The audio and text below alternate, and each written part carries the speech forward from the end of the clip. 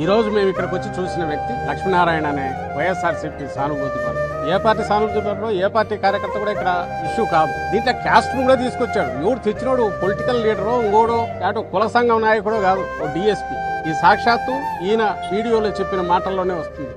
నా కొడుకు పోయండి వైసీపీలు ఎట్టుంటున్నారు అన్న ఒక అమ్మోడు వినాలని ఇష్టం వచ్చినట్టు తిట్టారన్న డిఎస్పీ ఆఫీస్లో.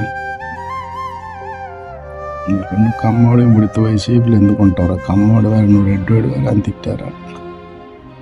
ఈ అవమానాలన్నీ భరించలేకపోతుంది.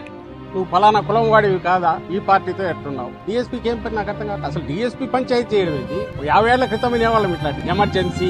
ఆ తర్వాత ఎక్స్ట్రీమిజం మొదలయ్యాక, పోలీసులకు ఎక్స్ట్రాడినరీ పవర్స్ ఇచ్చాక, వాటి ముసుగులో వాళ్లే సొంతంగా జడ్జిమెంట్లు ఇవ్వడం, వాళ్లే పంచాయతీలు చేయడం, వాళ్లే శిక్షలు వేయడం మొదలయ్యాయి. అలాంటిది నుంచి ఊపిరి పీల్చుకుంటూ ఒక 10-15 ఏళ్లుగా పోలీస్ అంటే ఫ్రెండ్లీ, సిటిజన్ ఫ్రెండ్లీ పోలీస్ అనేది కాన్సెప్ట్ వచ్చి బాగా ముందుకు పోతున్న దశలో, జగన్మోహన్ రెడ్డి గారి ఆధ్వర్యంలో దాన్ని పూర్తి 100% ఇంప్లిమెంట్ చేస్తున్న దశలో, దాని నుంచి ఒక్కసారి తిప్పి మళ్ళీ 50 ఏళ్ల వెనక్కు ఒక అప్రకటిత ఎమర్జెన్సీ ఆ సిచ్యువేషన్ ఈరోజు జరపదు. ఈ చేతిలో ఒక పవర్ఫుల్ వెపన్ ఉండి దాన్ని చట్టాన్ని ప్రొటెక్ట్ చేయడానికి, ఇంప్లిమెంట్ చేయడానికి ఉండాల్సిన దాన్ని పొరపాటున గన నువ్వు తిప్పితే ఎంత ఘోరంగా ఉంటుందంటే, ఎందుకు క్వశ్చన్ చేసి ఎవడు క్వశ్చన్ చేయలేము. ఎవడైతే అరాచకం జరిగిన చోట ప్రొటెక్ట్ చేయాల్సిన వాడే తనే అరాచక శక్తి అయితే ఎవరి దగ్గరికి పోతారు. ఇది బలమైన పొలిటికల్ పార్టీ కార్యకర్తలు, నాయకులకి ఈ పరిస్థితి ఉంటే సామాన్యుడి పరిస్థితి ఏంటి?